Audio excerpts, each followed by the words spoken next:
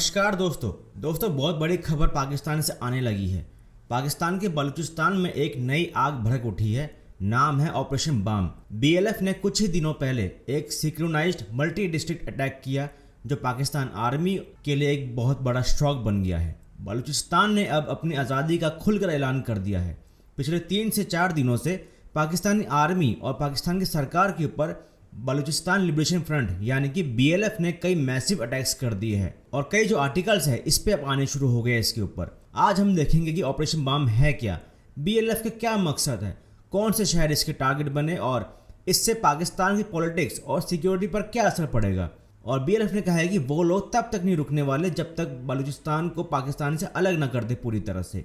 इस वीडियो में आगे बढ़ने से पहले इस वीडियो को लाइक कर ले, चैनल को सब्सक्राइब कर ले ताकि हमें भी मोटिवेशन मिलते रहे और आप तक ऐसे ही वीडियोस में पहुंचाता रहूं। और वीडियो को पूरा जरूर देखना क्योंकि आज हम बलूचिस्तान के अंधेरों में चलते इस जंग का पूरा सच जानेंगे। नाउ जैसा कि आप यहां देख पा रहे होंगे कि बीएलएफ ने मैसिव अटैक्स करने शुरू कर दिए हैं पाकिस्तान में और उनकी तरफ से इस ऑपरेशन का नाम दिया गया है ऑपरेशन बाम, जिसका मतलब होता है शुरुआत। और इनका कहना है कि इन हमलों से अब शुरुआत हो चुकी है बलूचिस्तान की आज़ादी की। सबसे पहले समझते हैं ऑपरेशन बाम है क्या। ऑपरेशन बाम एक large scale coordinated separatist movement campaign है जो 9 और 10 जुलाई 2025 को लॉन्च हुआ था और इसको प्लान किया और अंजाम दिया गया बीएलएफ के द्वारा। इस ऑपरेशन के अंडर बीएलएफ ने मल्टीपल डिस्ट्रिक्ट्स को साइमल्टेनियस अटैक्स किए, मिलिट्री इंस्टॉलेशंस पर अटैक किया, पुलिस चेकपोस्ट्स पर, टेलीकॉम टावर्स पर और गवर्नमेंट एडमिनिस्ट्रेटिव बिल्डिंग्स पर भी, जिसमें उनका कहना है कि इस ऑपरेशन का मकसद उनकी सिंक्रोनाइज्ड स्ट्राइक कैपेबिलिटी दिखाना है, यानी एक साथ मल्टीपल जगह पर हमला करके पाकिस्तान की सिक्योरिटी को चैलेंज करना। अब बात करते हैं कि पाकिस्तान में कौन से रीजन्स इस ऑपरेशन के टारगेट बने। बीएलएफ ने सदर्न और वेस्टर्न बलूचिस्तान के कुछ डिस्ट्रिक्ट्स को टारगेट किया जो हमेशा से सेपरेटिस्ट मूवमेंट का एक हार्टलैंड माना जाता है, जैसे कैच, पंजगुर, सूरत, खरन। इस ऑपरेशन ने टेलीकम्युनिकेशन नेटवर्क्स को डिस्टर्ब किया, इमरजेंसी रिस्पांस को हैम्पर किया और लोगों में फियर का माहौल क्रिएट किया। ये रीजन्स ऑलरेडी वोलेटाइल है और इन अटैक्स ने वहां की स्टेबिलिटी को और भी हिला कर रख दिया है। ये बताया गया है कि अब ये जो आज़ादी की शुरुआत है वो कर दी गई है। और अब अगर हम सोचे तो ये इतना बड़ा ऑपरेशन सिंपल सेपरेटिस्ट अटैक नहीं है, ये एक स्ट्रेटेजिक मैसेज है पाकिस्तान आर्मी को। बीएलएफ ये दिखाना चाहता था कि उनके पास कैपेबिलिटी है वास्ट एरिया में कोऑर्डिनेटेड स्ट्राइक्स करने की, सिक्योरिटी इंफ्रास्ट्रक्चर को पैरालाइज करने की। ये अटैक सिर्फ पाकिस्तान के लिए नहीं बल्कि पूरे रीजन के लिए एक वार्निंग है कि बलूच इंसर्जेंसी जो है वो और बढ़ती जा रही है। और ऑपरेशन बाम पहला ऑपरेशन होगा जहां पर इन सबका सीधा फोकस होगा बलूचिस्तान की आज़ादी पाकिस्तान के कब्जे से करवाना। और कई रिपोर्ट्स में आपको बताया होगा कि 17 अटैक्स किए गए, लेकिन देखिए वो सिर्फ एक दिन में किए गए हैं और धीरे धीरे जो खबर ये आ रही है कि 50 से ऊपर अब तक ये जो संख्या है वो जा चुकी है। और इसके ऊपर बलूचिस्तान लिबरेशन फ्रंट का भी अब जवाब आ गया है। ये आप देख सकते हो, प्रॉपर स्टेटमेंट जारी की गई है और इस प्रेस रिलीज में जो बीएलएफ के स्पोक्स पर्सन है मेजर गवारम बलोच, उनकी तरफ से भी ये बोला गया है कि ये संघर्ष एक नए स्टेज में अब प्रवेश कर चुका है। और ये जो ऑपरेशन बाम है इस बात को दिखाने के लिए किया गया है कि बलोच फाइटर्स अब एक बहुत बड़े एरिया में जुट चुके हैं एक दूसरे के साथ और बड़े संघर्ष को अब मकसद तक पहुंचाने के लिए सक्षम है। और इसका एम आर्मी को डैमेज करना था। और ये operation Baloch demand for self determination और फ्रीडम फ्रॉम पाकिस्तान स्टेट को रीअसर्ट करता है। पाकिस्तानी मीडिया और उनकी सरकार इस इंसिडेंट को डाउन प्ले करने की पूरी कोशिश कर रही है। आप लोग यहाँ देख पा रहे होंगे कि कम से कम अभी तक इस रिपोर्ट के हवाले से 70 के आसपास अब हमलों की रिपोर्ट आने लगी है। पाकिस्तान आर्मी और वहां की सरकार ने इन हमलों के बाद ऑब्वियसली कंडेम तो किया है। कई लोकल रिपोर्ट्स के हिसाब से आर्मी और पैरामिलिट्री फोर्सेस ने स्वीप ऑपरेशन स्टार्ट कर दिए हैं। चेक पॉइंट्स और बेसिस पे सिक्योरिटी इंक्रीज हुई है और सस्पेक्टेड मिलिटेंट्स को अरेस्ट करना शुरू कर दिया है। लेकिन पाकिस्तान का प्रॉब्लम यही है कि मिलिट्री सॉल्यूशन ही ढूंढते हैं जबकि अंडरलाइन ग्रीवेंसेस को इग्नोर करते हैं। और आने वाले समय में भी ऐसे ही ऑपरेशन होने वाले हैं पाकिस्तानी आर्मी और आईएसआई के ऊपर, क्योंकि आपको थोड़ा समझना होगा कि यह ऑपरेशन का नाम दिया गया है ऑपरेशन बाम, मतलब कि एक नई शुरुआत। और बीएलएफ ने साफ यही बता दिया है कि अब ऐसे ही ऑपरेशंस ये लोग लगातार करते रहेंगे। और ये पिछले 20 से 25 सालों में बीएलए ने और बीएलएफ ने बहुत ज्यादा नुकसान पहुंचाया पाकिस्तानी आर्मी को और वहां की सरकार को।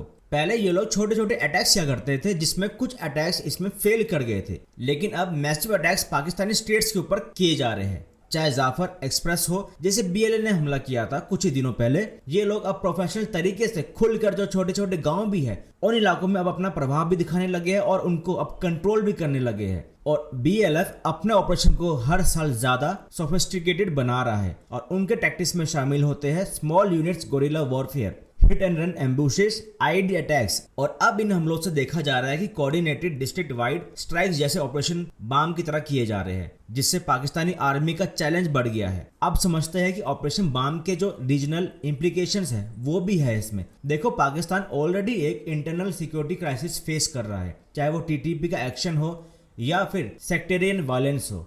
चाइना पाकिस्तान इकोनॉमिक कॉरिडोर सी पैक का मेजर रूट जो है वो बलूचिस्तान से निकलता है, और बीएलएफ के जो हमले हैं इससे चाइनीज इन्वेस्टमेंट जो है और वहां के जो वर्कर्स जो चाइना से आते हैं और उनके जो प्रोजेक्ट है वो भी रिस्क में आ गए हैं अब। और ये इंस्टेबिलिटी पाकिस्तानी इकोनॉमी और स्ट्रेटेजिक गोल्स के लिए एक डेंजरस है। अब सवाल ये है बीएलएफ क्यों लड़ रहा है, थोड़ा बैकग्राउंड उसका देखते हैं। बलूचिस्तान पाकिस्तान का सबसे बड़ा प्रोविंस है लेकिन सबसे डिप्राइव्ड भी है। वहाँ के लोग कहते हैं कि उनके जो रिसोर्सेस है जैसे गैस हो गया, मिनरल्स हो गए, उनको लूटा जा रहा है पाकिस्तानी सरकार, पाकिस्तानी आर्मी और चाइना की तरफ से। वहाँ पे जो डेवलपमेंट प्रोजेक्ट्स है उनको नहीं मिलते हैं, उनके जो पॉलिटिकल राइट्स और ऑटोनॉमी है उनको नहीं दी जाती वहाँ पर। और इसी एक्सप्लॉयटेशन की वजह से बलूच इंसर्जेंट ग्रुप जैसे बीएलएफ एक्टिव है, और ये जो सिलसिला है ये बढ़ता ही जा रहा है। क्योंकि देखिए, ये जो हमले किए जा रहे हैं, ऐसा नहीं है कि ये लोग कहीं से भी पुलिस की या आर्मी का कॉन्वॉय जाते देख लिया तो वहां पे अटैक कर दिया। इन लोगों के पास पूरी इंटेलिजेंस होती है कि कौन आदमी किस अथॉरिटी का जुड़ा हुआ है। ये लोग अपनी इंटेलिजेंस के बेसिस पर भी अब आईएसआई एजेंट्स और कोई भी जो पाकिस्तान फौज का आदमी हो अगर किसी पब्लिक बस में भी जाता है उस पर ये लोग सिर्फ उसी पर्टिकुलर एजेंट या फौजी को निशाना बना रहे हैं। कल की ही खबर है, 9 लोगों के आसपास बस से उतारकर आईडी चेक करके उनको मार दिया गया।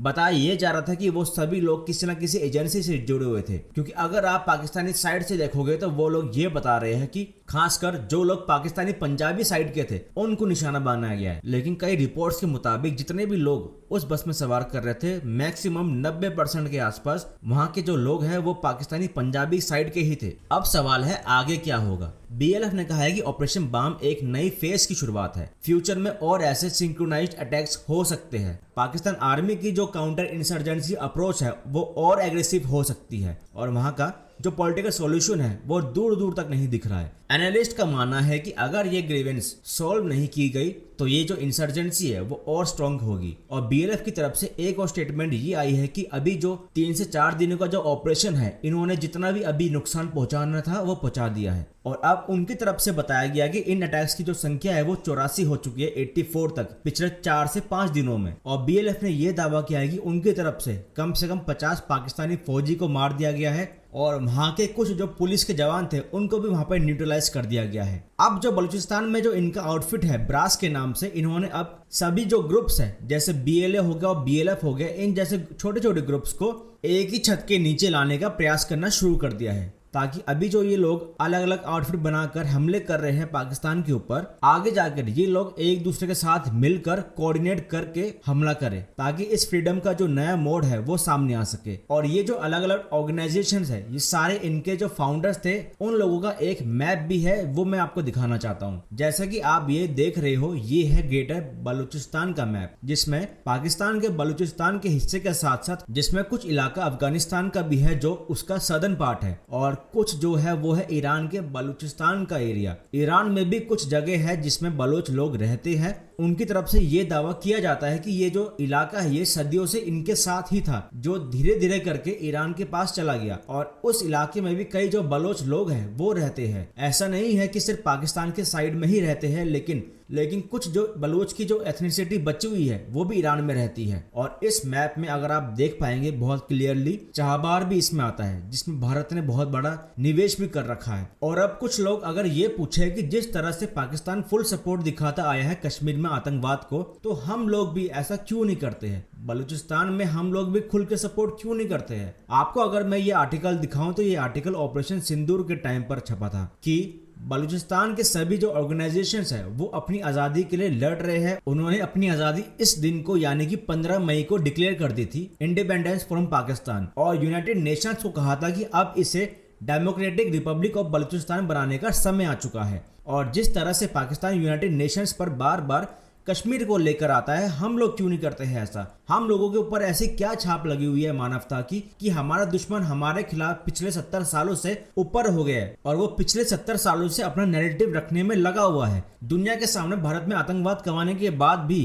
क्यों इस मामले को हम यूएन में नहीं उठाते हैं, जबकि हमें इस एरिया को डिस्प्यूटेड टेरिटरी के नाम से इस मामले को उठाना चाहिए। और बलूचिस्तान के जितने भी लीडर्स हैं वो भी ये बात भारत सरकार के सामने रख चुके हैं अपनी। देखिए, अगर आपको दुनिया के सामने एक महाशक्ति के रूप में अगर उभरना है तो आपको महाशक्ति जैसा सोचना होगा। जो जिस भाषा में समझे हमें उसी भाषा में समझाना होगा ताकि लोग आपकी इज्जत करें। एक बार लाल किले से बोलकर किसी को सपोर्ट नहीं किया जाता। हमें भी अब साफ बात और हाथ दोनों डालना होगा। तो दोस्तों, ये थी ऑपरेशन बाम की पूरी कहानी।